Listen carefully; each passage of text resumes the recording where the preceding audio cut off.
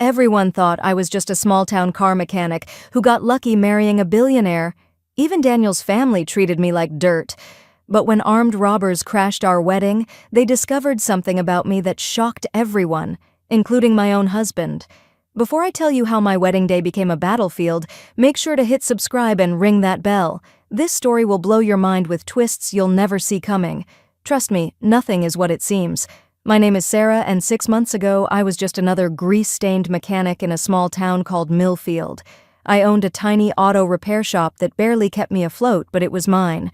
Every morning, I'd tie my hair back, slip into my work coveralls, and get my hands dirty fixing engines. It wasn't glamorous, but it gave me peace after everything I'd been through. That Tuesday in March changed everything. A sleek black Bentley pulled up to my shop, steam pouring from under its hood. Out stepped the most handsome man I'd ever seen, tall, dark hair, perfectly styled, wearing a suit that probably cost more than I made in 3 months. He looked completely out of place in my little garage. "Excuse me, can you help? My car just died," he said, and his voice was smooth like honey. I wiped my hands on my coveralls and walked over. "Let me take a look." One glance under the hood told me everything. "Your radiator hose burst. It's an easy fix, but you'll need to wait about an hour." He seemed surprised that I knew what I was talking about. Most people assumed because I was a woman, I was just pretending to understand cars. But this man, Daniel Harrison, as I later learned, actually listened to me explain what went wrong and how I'd fix it. While I worked, we talked.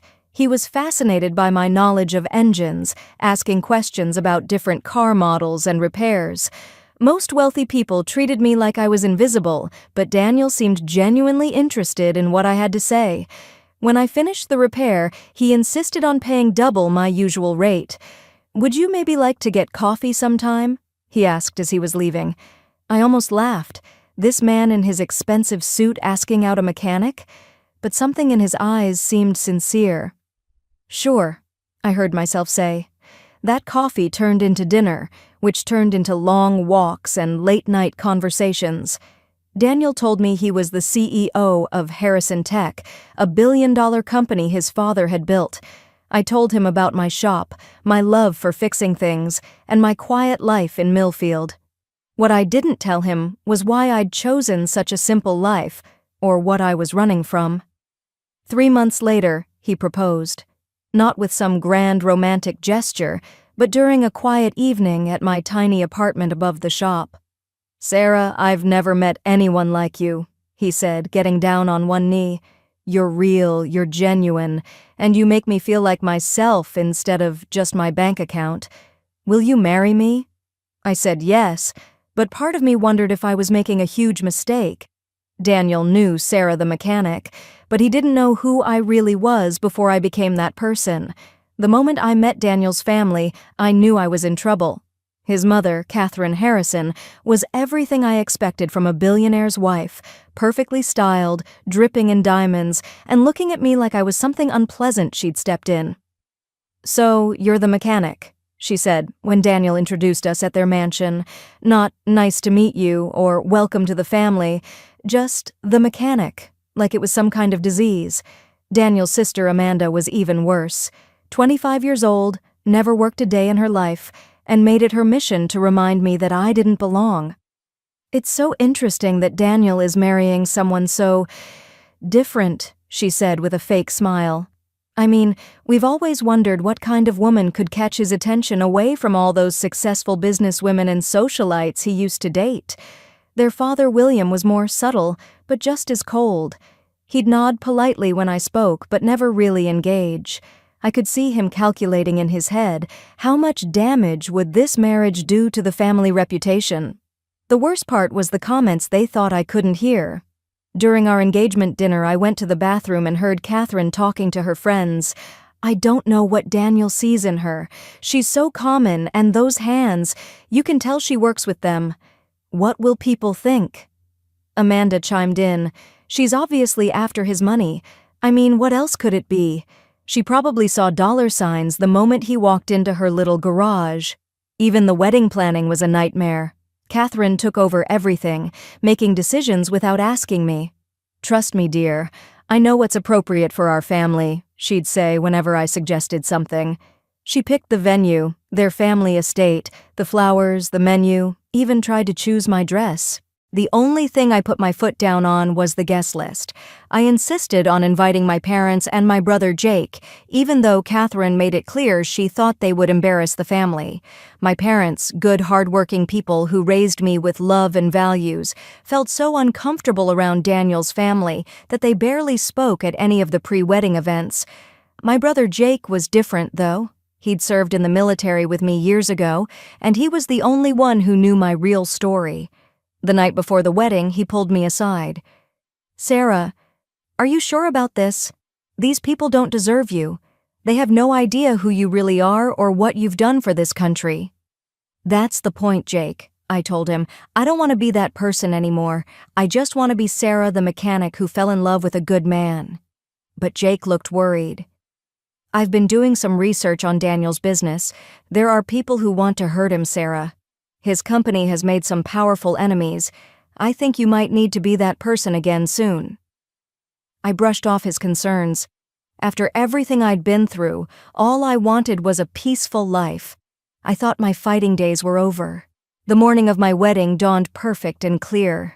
I woke up in the guest house on the Harrison estate, sunlight streaming through expensive curtains. For a moment I forgot about all the family drama and just felt pure happiness. Today I was marrying the man I loved. My mother helped me into my wedding dress, a stunning white gown that even Catherine had to admit looked beautiful on me. It was elegant and simple, nothing too flashy, which was exactly my style. My mom's eyes filled with tears as she fastened the buttons. "You look like a princess, honey," she whispered. "Your father and I are so proud of you." My bridesmaids, my cousin Lucy and 2 friends from back home, were getting ready around me. They kept commenting on how beautiful everything was, how fancy the estate looked, how lucky I was, and I felt lucky. Despite Daniel's family's coldness, I was about to marry a man who loved me for exactly who I was. The ceremony was set for 4 o'clock in the mansion's back gardens. Catherine had hired the best wedding planners in the state, and I had to admit everything looked like something out of a fairy tale. White roses everywhere, hundreds of chairs arranged in perfect rows, an arch covered in flowers where Daniel and I would say our vows. When it came time to walk down the aisle, my heart was pounding with joy. My father took my arm, looking handsome in his rented tuxedo, and whispered, "You ready for this, sweetheart?" I nodded, and then the music started. The doors to the garden opened, and I saw Daniel waiting for me at the altar. He looked incredibly handsome in his black tuxedo, and when our eyes met, his face lit up with the biggest smile I'd ever seen. The walk down that aisle felt like floating. There were nearly 200 guests, politicians, business leaders, socialites, all standing and watching as the mechanic married the billionaire. I could see Catherine in the front row, looking elegant but still somehow disapproving. Amanda sat next to her, whispering something to her friend, but none of that mattered when I reached Daniel. He took my hands and squeezed them, and for that moment, we were the only 2 people in the world. "You look absolutely beautiful," he whispered. The ceremony was perfect. We said our vows, Daniel promising to love me exactly as I was, me promising to stand by him through anything. When he slipped the ring on my finger, I felt like the luckiest woman alive. And when the minister said, "You may kiss the bride," and Daniel's lips met mine, I forgot about every cruel comment, every disapproving look, every moment of doubt. We were married. Against all odds, the small-town mechanic had married the billionaire, and it felt like a fairy tale. The cocktail hour after the ceremony was in full swing on the mansion's back terrace. Everyone seemed to be having a wonderful time. The champagne was flowing, the band was playing soft jazz, and the sunset painted everything in golden light. I was finally starting to relax and enjoy myself. Daniel and I were making our rounds, thanking guests for coming, when I noticed something that made my blood run cold. There were waiters circulating with trays of champagne, but something was off about a few of them. Their posture was wrong, too rigid, too alert. Their eyes weren't focused on serving drinks. They were scanning the crowd like they were looking for something. I'd seen that look before. It was the look of soldiers on a mission. I grabbed Daniel's arm. "Something's wrong," I whispered. He looked at me with concern. "What do you mean?" "Those waiters by the back door. They don't belong here." Daniel glanced over and then back at me with a gentle smile. "Honey, you're just nervous. It's normal to feel overwhelmed. This is a big day." I wanted to trust his judgment, but every instinct I'd developed during my military years was screaming danger. I started looking for exits, counting how many guests were between us and safety, noting where the security guards were positioned. That's when I saw my brother Jake across the terrace. He was talking to one of the real waiters, but his eyes kept darting around the crowd. He looked just as tense as I felt. Our eyes met across the crowd, and I could see he felt it too. Then everything happened at once. The lights around the terrace suddenly cut out, plunging us into near darkness except for the string lights in the trees. Someone screamed, glass shattered. And then I heard the voice that changed everything. "Everyone get down on the ground, now!"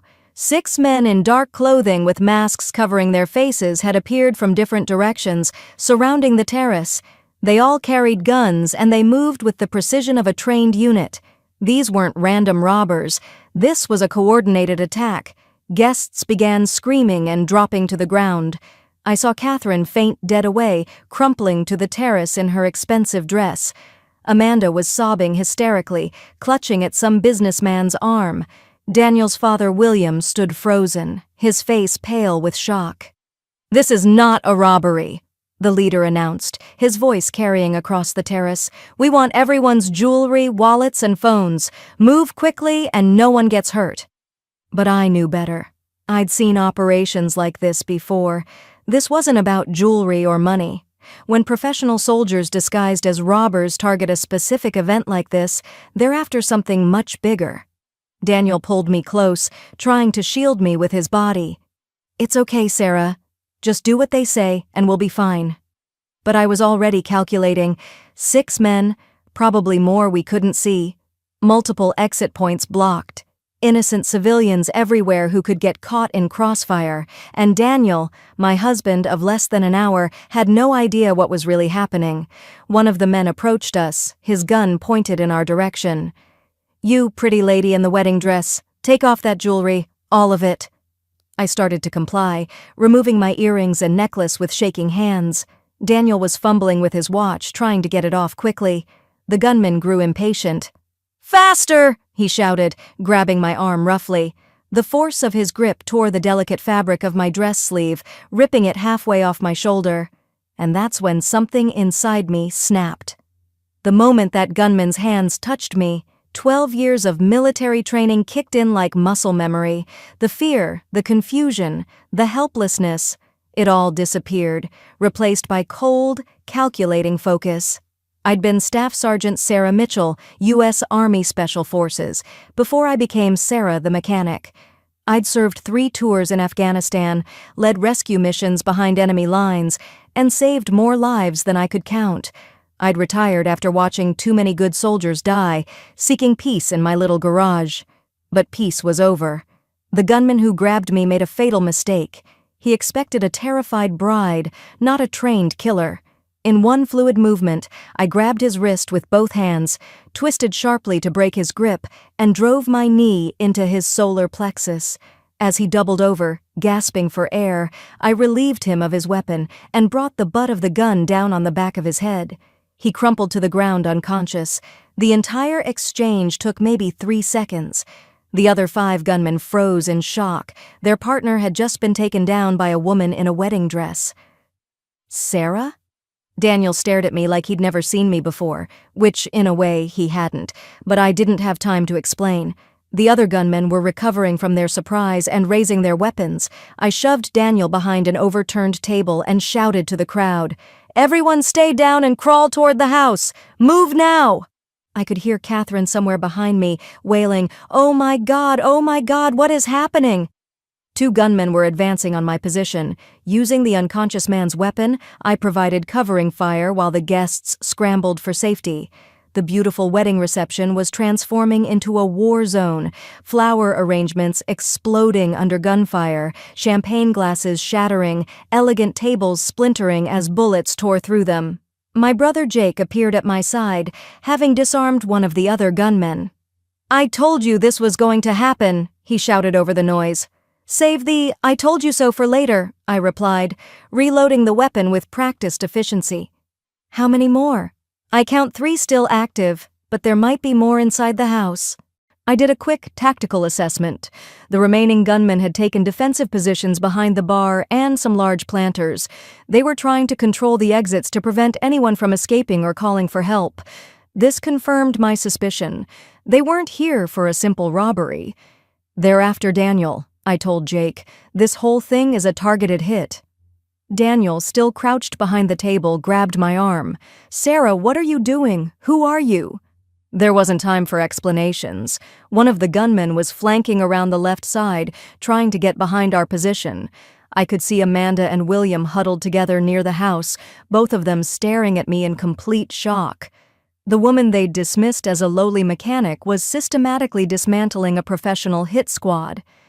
"Daniel, I need you to get your family and move toward the house," I instructed. "Stay low, stay together, and don't look back." "I'm not leaving you." "You're not leaving me. I'm protecting you. There's a difference." I moved from our cover, using the overturned tables and scattered chairs as concealment. The gunman on the left didn't see me coming until it was too late. A quick takedown and he was unconscious next to his partner. That left 2 gunmen behind the bar. They'd stopped shooting, probably trying to figure out how their simple operation had gone so wrong. I could use that confusion to my advantage. What happened next would change everything between me and Daniel's family forever. Catherine Harrison, the woman who had spent months treating me like garbage, was cowering behind a decorative fountain with her daughter. Both of them were crying, makeup streaking down their faces, their expensive dresses torn and dirty.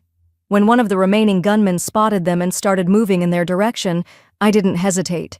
I sprinted across the open terrace, drawing fire away from them and toward myself.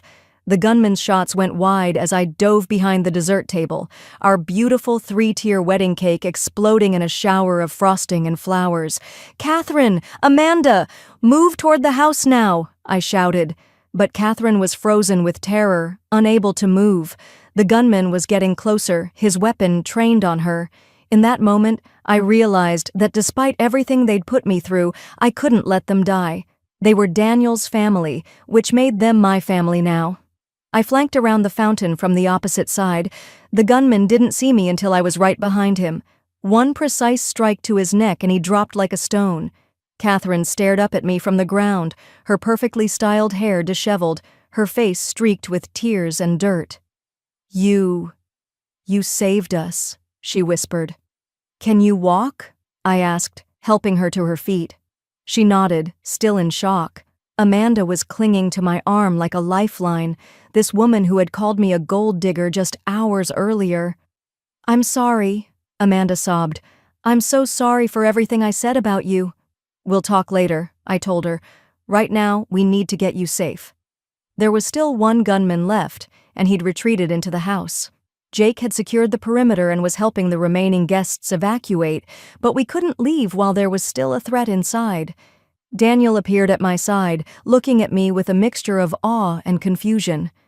"Sarah, I don't understand what's happening. How do you know how to do all this?" I took his hands, my wedding dress torn and stained with grass and dirt, my hair falling out of its elegant updo. "Daniel, before I was a mechanic, I was a soldier. Special forces. I've been trying to leave that life behind, but it looks like that life just caught up with us." His eyes widened. "You were in the military?" "For 12 years, 3 tours in Afghanistan. I retired as a staff sergeant and moved to Millfield because I wanted peace. I wanted to fix engines instead of other things." William Harrison, who had barely spoken to me during our entire engagement, stepped forward. "You mean you've been trained for this? For combat?" "Yes, sir." He looked at his unconscious attackers scattered around the terrace, then back at me. "You saved our lives. I saved my family's lives. I corrected. The sirens were getting closer, but we still had to secure the house. Jake and I moved through the mansion methodically, clearing each room. We found the last gunman trying to escape through a back window. He surrendered without a fight when he realized he was alone and outgunned. By the time the police and FBI arrived, we had all 6 attackers secured and zip-tied with decorative ribbon from the wedding decorations. The agents were stunned to find that the victims had already handled the situation. "Ma'am, can you explain what happened here?" the lead FBI agent asked me. I looked down at my ruined wedding dress, then at Daniel and his family, who were all staring at me like they were seeing me for the first time. "Some men tried to hurt my family," I said simply. "I didn't let them." The investigation that followed revealed everything. The attackers weren't random criminals. They were hired mercenaries sent by Harrison Tech's biggest competitor. Daniel's company had developed new technology that would revolutionize data security, and rather than compete fairly, their rivals had decided to eliminate Daniel permanently. The FBI agent who debriefed us, Agent Martinez, knew my military record. "Staff Sergeant Mitchell," he said, shaking my hand.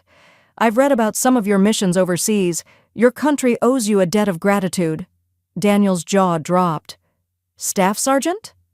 "Your wife is a decorated war hero, Mr. Harrison," Agent Martinez explained. "She led rescue operations that saved hundreds of lives. The Army didn't want to let her go when she retired." After the agents left and the crime scene was processed, Daniel's family and I sat in the mansion's living room. The silence was deafening. Catherine kept staring at me like she couldn't reconcile the woman who had saved her life with the mechanic she'd been insulting for months. Finally, William spoke up. "Sarah, I owe you an apology. We all do. We judged you based on your profession, your background, things that don't matter at all. We never bothered to really know who you were." Catherine was crying again, but these were different tears than before. "You could have let them. You could have just protected Daniel and left us. After everything we said about you, everything we did." "You're Daniel's family," I said. "That makes you my family. Family protects family, no matter what." Amanda, who had been quiet since the attack, finally spoke. "I called you a gold digger. I said you weren't good enough for my brother. But you're the strongest, bravest person I've ever met. I don't deserve your forgiveness, but I'm asking for it anyway." I looked at this young woman who had made my life miserable for months, now humbled and ashamed. "Amanda, we all say things we don't mean when we're scared or threatened. You were scared of change, of someone new joining your family. I understand that." Daniel took my hand. "Why didn't you tell me about your military service, about what you'd done?" I sighed, suddenly feeling exhausted. The adrenaline was wearing off, and the full weight of the day was settling on my shoulders. "Because I wanted to be someone different. I wanted to be Sarah, the mechanic who fell in love with Daniel the man, not Daniel the billionaire CEO who married Staff Sergeant Mitchell the war hero. I wanted our love to be simple and real, not complicated by what I used to be." "But this is who you are," he said. "All of it. The mechanic, the soldier, the woman who saved my family. I fell in love with your strength and your kindness, and now I understand where they came from." Catherine stood up and walked over to me. For a moment, I thought she might still be angry, but instead, she pulled me into a hug. "Welcome to the family, Sarah," she whispered. "The real family. I'm sorry it took almost losing you to realize what we had." The weeks following our eventful wedding were strange and wonderful. The media had gotten hold of the story. "Mechanic Bride Defeats Wedding Crashers" was the headline that followed us everywhere. But more importantly, my relationship with Daniel's family had completely transformed. Catherine started visiting my garage regularly, genuinely interested in learning about car repair. "I've never actually understood how anything mechanical worked," she admitted one afternoon while I was replacing brake pads on her Mercedes. "I just assumed someone else would always handle it for me." Amanda asked if she could volunteer at a veterans support center I'd started donating to.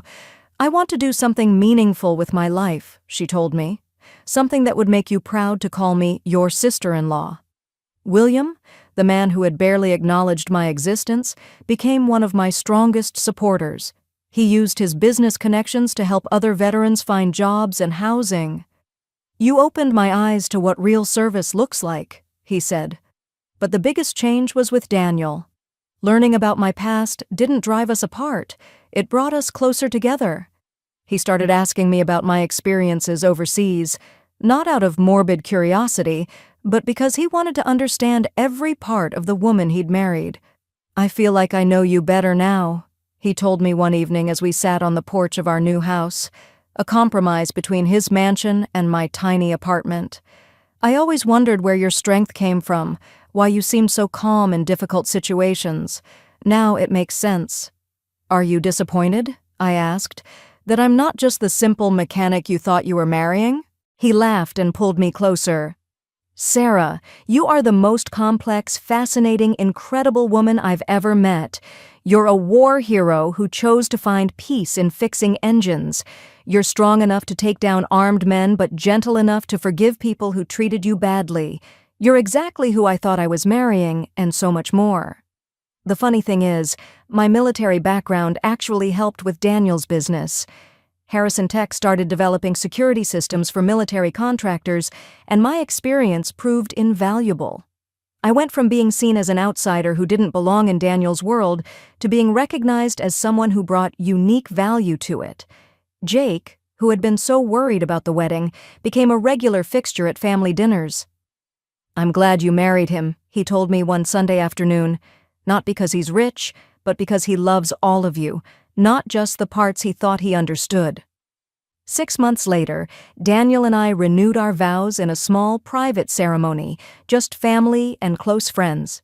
This time, there were no armed gunmen, no family drama, no class conflicts, just love, understanding, and the promise of a future built on truth instead of assumptions. As I stood there in a simple white dress, holding Daniel's hands while our families, our real families who knew and accepted us completely, watched with genuine joy, I realized something important. I'd spent so long trying to escape who I used to be that I forgot the most important lesson the military had taught me. You don't have to choose between strength and peace. You can be both warrior and healer, protector and lover, complex and simple all at the same time. Sometimes the people who seem the most ordinary are hiding the most extraordinary stories. Sometimes the person you think you know best is full of surprises. And sometimes it takes a crisis to show people who you really are, and to discover that being truly known is better than being safely misunderstood. My name is Sarah Harrison, and I'm a mechanic who fell in love with a billionaire. I'm also a decorated war veteran who saved her new family's lives on her wedding day. Both of those things are true, and both of them make me who I am.